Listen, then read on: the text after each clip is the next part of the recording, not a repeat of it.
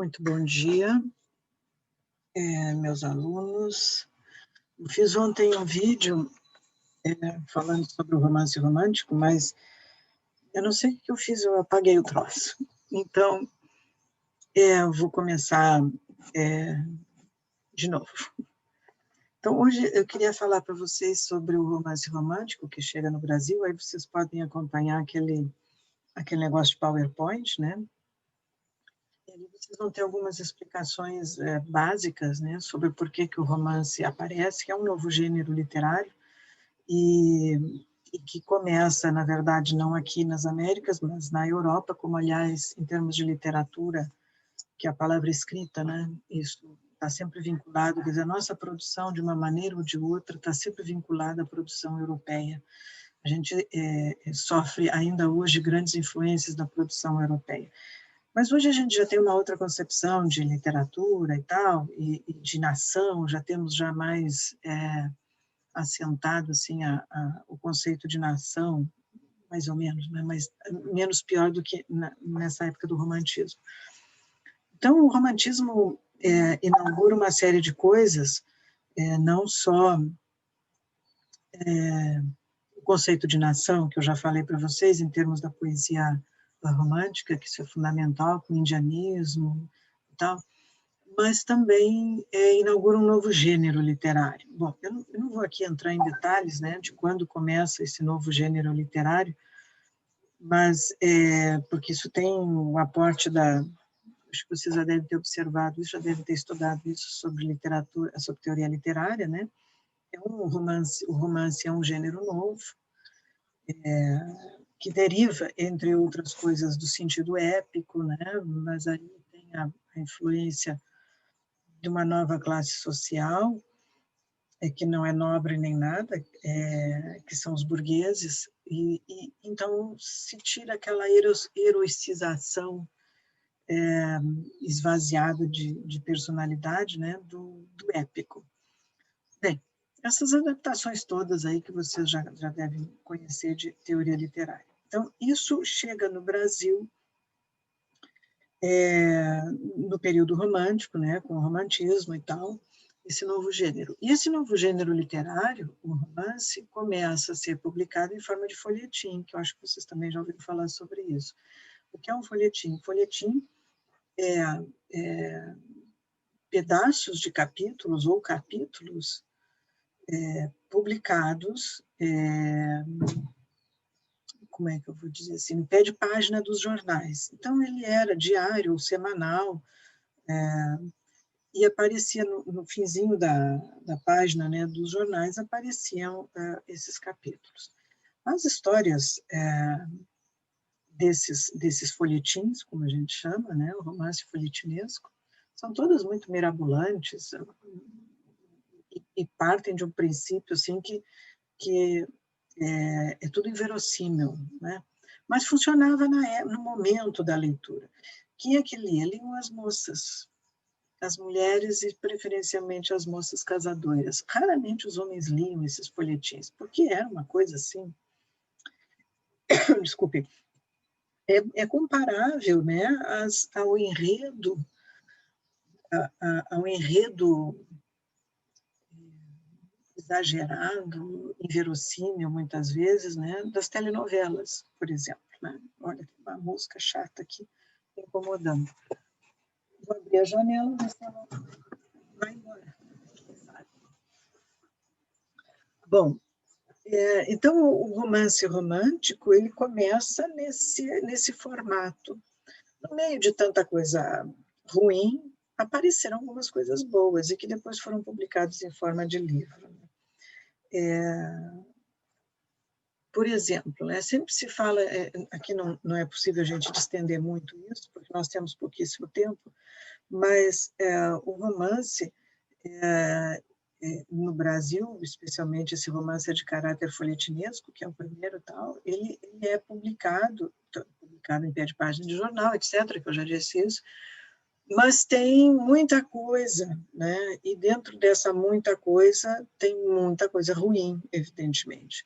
Mas, via de regra, o romance folhetinesco passa a ser percebido mais como um romance, mais bem trabalhado tecnicamente, né, a construção do enredo, a partir da Moreninha, do Joaquim Manuel de Macedo, que é meio chatinho, né? É um romancezinho, assim, tal. Mas ele já começa a delinear, assim, uma certa, não vou dizer maestria, né? Mas um pendor para compor essa situação narrativa, né? O enredo, especialmente. Ele já começa a compor melhor. Tem um outro romance folhetinesco, é um dos primeiros a ser publicado, se chama A Filha do Pescador, e uma coisa assim horrorosa, horrorosa, de mal feito e tal. Mas, enfim, está aí na data, né? Assim como na poesia, por exemplo, eu citei para vocês Suspiros Poéticos e Saudades, do Gonçalves de Magalhães, que é um coice na gente, de tão ruim que é, mas é o primeiro que é publicado, né? Então, a gente tem que respeitar essas coisas de datas, que às vezes são importantes, mas literariamente falando, né? Em termos de qualidade, muitas vezes ficam aquém, né? Muito aquém da coisa. Bom, o que me interessa ressaltar para vocês é que dentro desse ambiente literário, que assume, de uma certa maneira, uma postura, né, que eu vou dizer assim, de defesa de ideais de nacionalidades, etc., né, com os critérios da presença da natureza, da religião, Deus católico, né, e alguns outros elementos, isso vai formando, né, vai construindo essa ideia de romance romântico brasileiro. E, sem sombra de dúvida, o melhor romancista desse momento é José de Alencar. E o José de Alencar, que tinha uma ideia muito interessante, era um bom, excelente romancista, isso vocês não tenham dúvida. Claro, ele tem os seus pecados, como todos, né? Mas era um sujeito que pensava na ideia de Brasil. Então, ele parte de um princípio de romance romântico, ele pensa, né, ele idealiza uma obra que possa refletir essa condição de nacionalidade brasileira, e ele pensa, então, a partir de um tripé, que vocês devem ter visto aí na coisa essa do PowerPoint. De um lado, ele imagina, né, e ele realiza, isso é interessante, ele planeja a coisa e realiza a coisa, né? Ele teoriza e realiza. Então, ele planeja um romance histórico-indianista, que ele vai falar da história do Brasil, né, do início do Brasil colônia, esse processo de colonização, etc., e vincula isso ao indianismo, ao tema do índio. Então, vocês lembram que lá, quando eu falei do Gonçalves, eu dizia que o Gonçalves trabalha o índio no sentido de pré-Cabral, pré-cabralino, antes da chegada do elemento português. Já o José de Alencar, na narrativa, no romance, ele vai trabalhar no cruzamento disso, né? Do índio com o branco português. E aí ele cria alguns romances muito interessantes, depois, mais adiante, nós vamos ver a Iracema, né? A Virgem dos Lábios de Mel, e ele cria, então, vamos dizer assim, esse recorte temático para o romance brasileiro, do momento lá, né?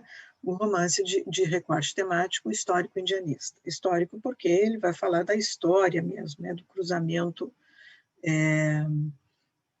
do elemento português com o ameríndio. Por outro lado, ele acha que é necessário também falar sobre o momento contemporâneo dele, né? Época de Segundo Reinado, Brasil do Segundo Reinado. Então, ele vai trabalhar o tempo presente dele, sempre tendo um pequeno distanciamento temporal do ato narrativo em relação à diegese propriamente dita, né? Mas aí ele vai elaborar, então, um romance urbano. E aí tem um grande... Olha, a mosca não sai de mim. E aí, eu acho que isso aqui é o Bolsonaro me incomodando. E aí ele pensa, então, no romance urbano para retratar o tempo contemporâneo dele. Então, como as coisas estão articuladas, né? O que está acontecendo no Brasil durante esse momento. E eu vou tratar com vocês de Lucila, que para mim é o melhor romance romântico dele. Tá? Eu tenho fascinação por esse romance, eu acho lindo, lindo, lindo.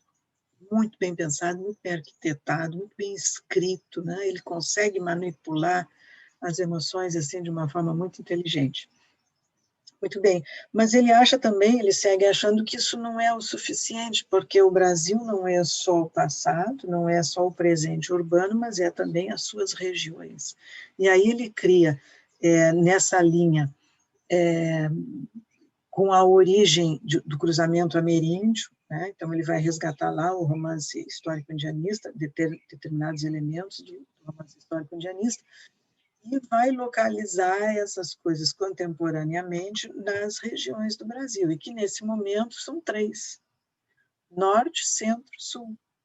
Hoje a gente tem sul, sudeste, nordeste, norte, centro-oeste, não sei o que e tal, né? Nesse momento só são 3 regiões, norte, centro, sul.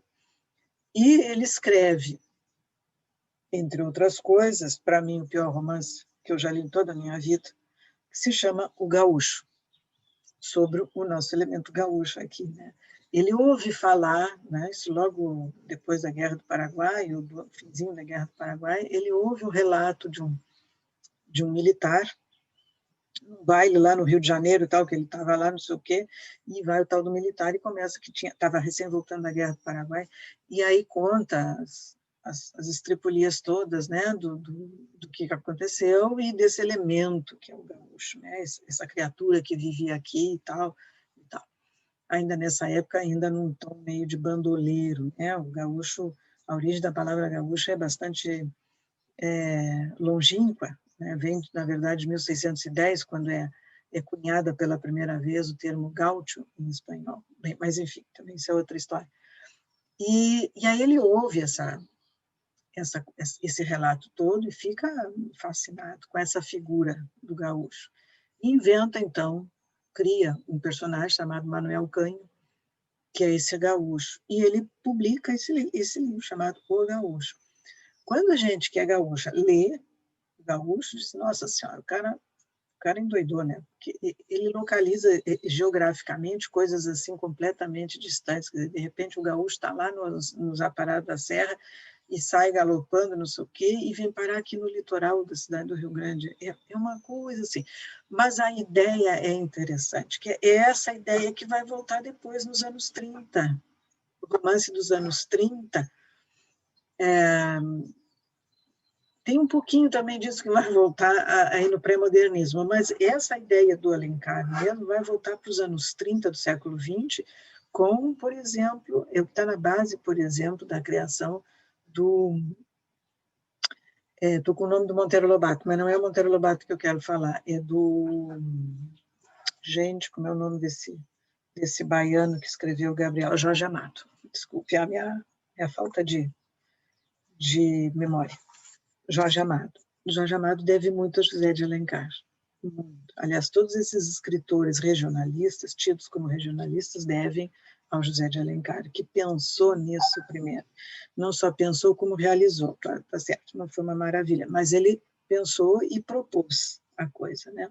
Então, dentro desse panorama de preocupações com a literatura nacional, ou seja, uma literatura que expresse o seu povo, que represente o seu povo, aquilo que constitui o povo, entendido como tal na época, né?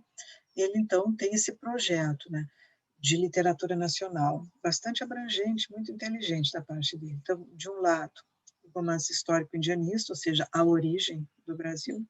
De outro lado, o romance urbano, ou seja, o presente do Brasil, o momento atual do Brasil, que é durante o Segundo Reinado, e, de outro lado, as questões ligadas às regiões que estão distantes do centro de poder. O centro de poder é a cidade de Rio de Janeiro. E daí, então, a gente tem essa constituição dele, que é, de fato, muito, muito interessante. Estou olhando aqui a primeira lâmina, o romance romântico, né? Eu acho que acabei dizendo assim uma série de coisas. Bem, no finalzinho dessa lâmina, eu coloquei aqui esqueminha do texto da Zilá, Função Sacralizadora da Literatura, que está no livro, que eu gosto muito desse livro dela, Literatura e Identidade Nacional. Gostaria que vocês lessem bem isso, como é que ela vai destrinchar isso de uma maneira muito interessante, como é que a coisa vai se dar, né? Esse processo de... Vocês vão começar a ler agora, então, esse tipo de literatura, vocês vão ver que o índio que aparece, o mesmo índio que aparece lá no Gonçalves Dias, assim como o índio que aparece no José de Alencar, é um índio absolutamente idealizado, né? Ele tem a aparência do índio, mas ele é revestido de valores ético-morais europeus. Então, a Zilá vai falar um pouco sobre isso, né? Por outro lado, aqui numa coisa aqui que ela diz, acho que na última lâmina, e eu concordo com ela, os textos alencarianos, não, acho que sou eu que estou dizendo, mas enfim, os textos alencarianos indianistas dão uma visão edênica de Éden e harmônica da vida nos primeiros tempos no Brasil, que é falso isso, né? Então, a gente começa a ler o Alencar e tu pensa que era tudo uma maravilha. Se a gente lê Iracema, o ministro de Iracema, nós vamos ver agora a seguir, era tudo uma maravilha. O próprio Guarani, a gente lê aquilo tudo, eles viviam no Éden, né, no paraíso. A atribuição de traços positivos aos indígenas e o ufanismo levam à exaltação da natureza e a uma consciência eufórica ingênua. Quer dizer, não se faz uma consciência crítica sobre isso, né? O Alencar não faz isso, pelo menos na aparência ele não faz isso. O exotismo permanece em Alencar, pois ele põe em relevo a cor local, deixando de valorizar o conteúdo estável da cultura indígena. Ou seja, porque os valores são europeus, não são valores ameríndios. Vocês vão ler Iracema, vocês vão ver isso. Ela morre. Vamos ver por que ela morre. Porque ela é índia, né? Seus padrões ainda são europocêntricos, e isso é verdade. Então, essa literatura romântica, isso vale porque eu falei do Gonçalves, né, que é um poeta que eu gosto muito, mas o enchimento, o caráter do índio que é colocado em cena tanto no Gonçalves, na poesia, quanto no Alencar, no romance, esse caráter do índio segue sendo de valores europeus, europocêntricos, né? Então, esses valores continuam dominando. Alencar não rompe com as estruturas dominantes anteriores. Bem, eu concordo e discordo de certa maneira, mas, enfim, isso fica bastante patente, assim, numa visão mais primeira da coisa, né? Ao contrário, reforça-se com algumas variantes do modelo anterior. Eu acho que em alguns casos sim, mas nem todos. Depois a gente pode ver mais intensamente por quê. Então, ela refere que, durante o romantismo, a integração do espaço e do referencial mítico maravilhoso americano, porque essa floresta americana, né, isso é uma maravilha, a concepção de tempo fundada no passado, isso eu já falei para vocês, o discurso exclusivo baseado na representação inventada do índio. O índio não era aquilo, o índio não é aquele índio valoroso e maravilhoso que aparece em Juca-Pirama, ou mesmo a Iracema, que se dá em sacrifício. Então, o índio não é isso, o índio é gente como qualquer outro gente, como qualquer outra coisa de outras, entre aspas, raças, né? Somos todos a mesma coisa. O indígena é agora o herói, mas o indígena é, a partir do romantismo, um herói emblemático, que tem sempre o elemento português ao seu lado. Aí entra o caso do Alencar, né? No Alencar, o elemento indígena sempre tem o elemento português ao seu lado. Ele nunca está sozinho. A fobia em relação à cultura do outro dá lugar à mania da cultura do outro pela hipervalorização, cujos resultados de ambos os procedimentos é o desconhecimento do outro. Então, tudo que é exagerado está errado. Então, aí vocês vão ver, por exemplo, a cultura do outro no sentido da cultura do índio, que o português não conhece. Como ele não conhece, ele inventa. Como ele inventa, ele hipervaloriza. Como ele hipervaloriza, não é real. Então, essa questão é interessante na medida em que a gente vê que o Alencar, na grande parte dos seus romances, é verdade, ele faz esse processo de idealização.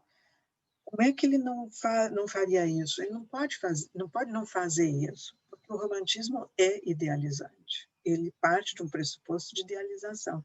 Então, todo romance romântico, toda literatura romântica, ela tem esse caráter, a idealização.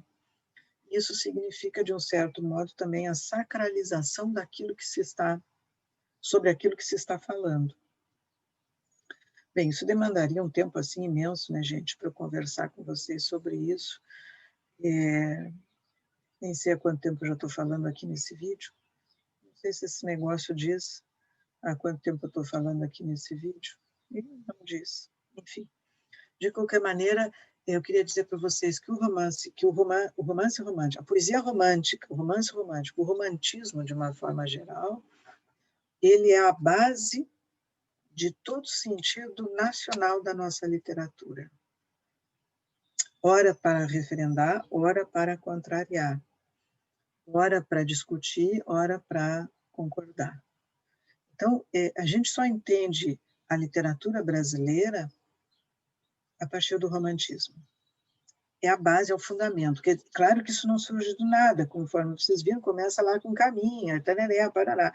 Mas a consciência, né, o ato, a vontade, um ato de vontade de fazer literatura nacional brasileira, começa com o romantismo. Então, ele é a base, ele é fundamental. Se a gente não entende essa engrenagem, como é que ela funciona, a gente não entende o que está sendo produzido hoje mesmo, né?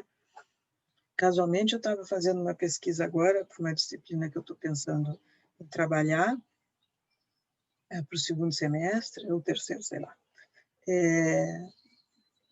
com a poesia contemporânea mesmo, né? Com essas poetas vivas. E a gente vai ver hoje, nessa poesia contemporaneíssima, essas questões que o romantismo já levanta. Claro que, guardadas as diferenças epocais, né, o romantismo é 1800 e coisinha, e eu estou falando agora aqui de 2020, quer dizer, outro século e tal, há um acréscimo de valores e ruptelas com determinados valores, etc. Mas em termos literários, e mesmo em termos de valores, né, isso permanece. Quer dizer, então, a gente precisa entender bem esse pensamento romântico, como é que o sujeito pensava, para a gente compreender o que está sendo feito hoje, agora, nesse mesmo momento. Então, eu estou trabalhando estou lendo essa poesia contemporânea e tal, vou ver se eu monto que seja uma disciplina optativa sobre isso. Bem, mas isso é outro assunto. O que eu queria dizer é que, não apenas nisso que eu acabo de falar, dessa poesia contemporânea, mas, por exemplo, o modernismo brasileiro é o mesmo romantismo, sem tirar nem pôr, só é invertido. O romantismo é uma ode, o modernismo é uma paródia, que é o contrário da ode. Então, a ode é exaltação dos valores bravos, etc. Quer dizer, o que é ode? Qualquer hino nacional, qualquer hino é uma ode, porque exalta aquilo de que fala, né? O modernismo vai usar esses mesmos elementos do romantismo, mas no sentido contrário. E então é uma paródia, né? Vai dessacralizar essa ideia sacralizada, por exemplo, do índio. O índio é uma maravilha, viver com o índio, segundo os românticos, né? A aldeia, vocês leram o Juca Pirama comigo, né? Vocês viram aquela situação toda fantástica, né? O sujeito que se acovarda e depois, para mostrar o seu valor, ele briga lá dentro e tal, para mostrar o seu valor de índio e para ser morto. Gente, quem é que faria isso? Funciona plasticamente muito lindamente, quer dizer, em termos simbólicos é uma maravilha. Mas quem de vocês faria uma coisa dessa, né? Eu certamente não. Eu não faria isso. Nem eu acho que nem muitos. De qualquer maneira, esse processo sacralizante, né, do índio e tal, que está todo o romantismo, mais adiante no modernismo vocês vão ver o mesmo, mas de outro lado. Bem, Sobre o romantismo propriamente dito, né, o romance romântico propriamente dito, eu acho que agora eu fico por aqui, depois eu vou, senão o vídeo vai ficar imenso, né? E aí, então, eu já boto depois um outro vídeo sobre Iracema, entre parênteses, né? A Lenda do Ceará. Esse é o título do romance, Iracema, Lenda do Ceará. Não é a Lenda do Ceará, é Lenda do Ceará, sem o artigo definido, tá bom? Então, daqui a pouquinho mais eu boto outro vídeo para vocês.